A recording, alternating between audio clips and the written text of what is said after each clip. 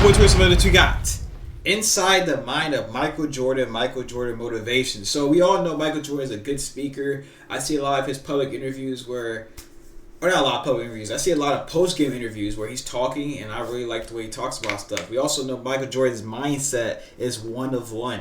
So I feel like this video will be very good, and I also like videos like this. I like motivational videos. So let's get right into this. Let's see what Jordan has to say. Not as good as Magic Johnson, you're not as good as Larry Bird. You're good, but you're not as good as those guys. I had to listen to all this, and that put so much wood on that fire that it kept me each and every day trying to get better as a basketball player. For someone like me who achieved a lot in over the time of my career, you look for any kind of messages that people may say or do to get you motivated to play the game of basketball at the highest level, because that is when I feel like I excel at my best. I would never say I was cutthroat. I was a competitor. Cutthroat sounds like I'm a villain. I'm not. I'm a competitor to a point where if you're my opponent, if I knock you down, I'm not picking you up. A good competitor always evaluates his opponent, and you understand for what he really is, but you never try to give him confidence. You try to take it at all times, and sometimes it's easier to take confidence and sometimes it's harder. But mentally, I gotta find a way, and sometimes you have to trick yourself. You have to look inside yourself and find the different types of challenges from game to game. I feel like that mental edge when he's talking about taking confidence, I feel like he was good at taking the confidence and probably also giving confidence to his teammates. And I feel like we were able to do both of those things. You just win the mental battle completely.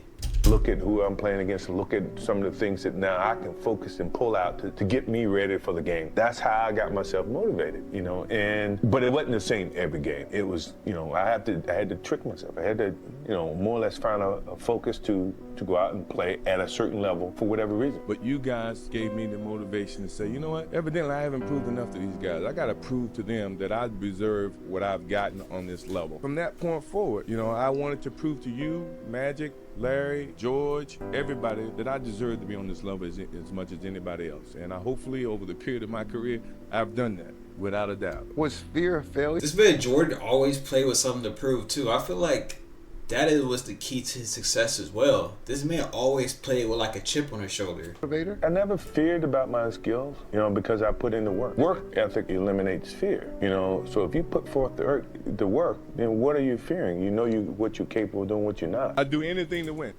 Him saying work ethic eliminates fear makes so much sense, because I remember when I was younger and I was hooping, I used to be like kind of sometimes unconfident on the court with certain things. Like, I wouldn't be as confident dribbling the ball, but the reason why is because I didn't put in work dribbling. But when it came to getting the ball and catching and shooting, I felt so confident because I always was getting shots up. So I feel like with the work ethic, it can give you confidence because you're prepared.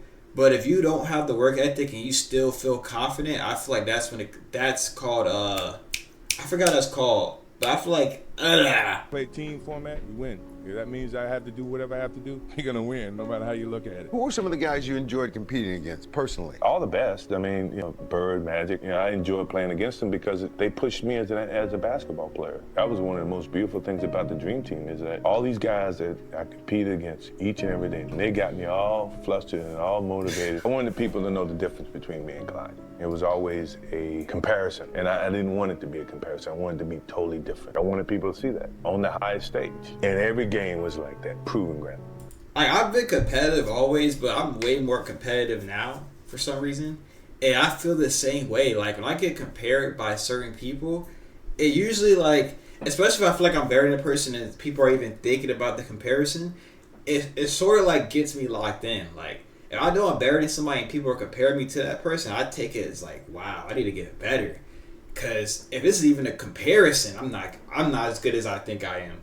So I use that as motivation for sure. So I see what he means by that. To gain that extra edge. The greatest thing about the game of basketball to me is the passion, the love that I have for it. Because when you have love for anything, you'll go to the extreme to maintain that love. What love does, love drives you to do everything you need to maintain that connection. If I didn't have the love for the game of basketball, all the things that I just panned out to you in my career would have never been achievable for me. But it was truly my love for the game that kept me pushing to be the best basketball player that I could be. To be the best at anything, You got to have a certain love for that to make you overcome all the obstacles that's going to be thrown in your way. That's what the game of basketball it's been for me. Never say never, because limits, like fears, are often just an illusion. As soon as you look back in your history and you come up with something that you feel like you want to change, something else has to change. Disappointment, to me, to win, you got to lose. To be successful, you got to have something that's not successful. To be happy, you got to have disappointment. Don't wear your reputation, don't wear your accolades, don't wear your personality on your sleeve. Let it happen, let it be you. It is who you are. Don't hide from it. Take a pause, but don't wear it and rub it in people's faces before you make a decision and say what if. And the purpose. So about Jordan bringing up about like how disappointment and success and how failure is all like kind of deal with like kind of the same thing. I like to think of that too, like on a day-to-day basis of like, yeah, I had a good day, because even if my day went bad, that bad day is what gives me the good day the next day. If you get what I'm trying to say. Like if I didn't have that bad day to remind me of the good days, then I wouldn't know when I have good days. You need one to have the other. For saying what if is that whatever decision you make, always either going to have consequences, either pros and cons. Be able to deal with the consequences of what decisions you make. And you think about that. If you think about the consequences, pro or con, you make the right decision that you feel is the right decision. Now, all the decisions I made, other people may view to be not the right decisions from their perspective.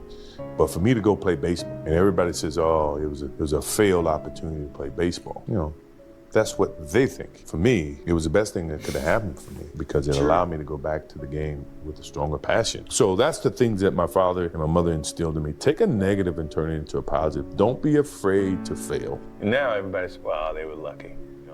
They were lucky the first time. Now do it again. Maybe they wasn't lucky. Do it again. This team is not bad." And the mentality of your leader, starting with Phil, getting to me, getting to Scotty, and then to the rest of the team was, okay, let's find a way to stay up top. That means we got to go this extra mile. We got to go a little harder.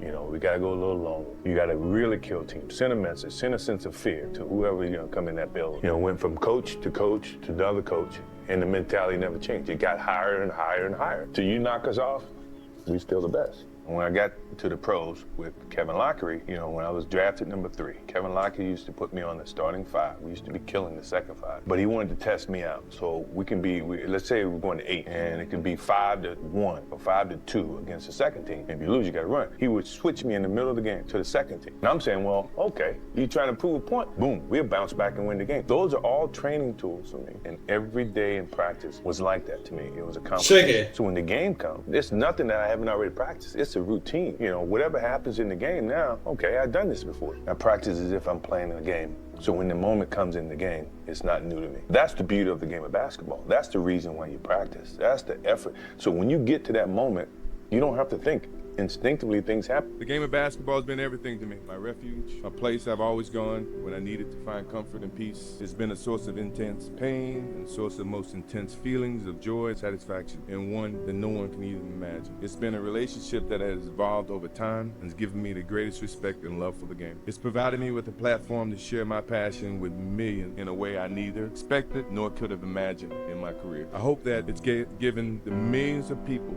that I've touched the optimism and the desire to achieve their goals through hard work, perseverance, and positive attitude.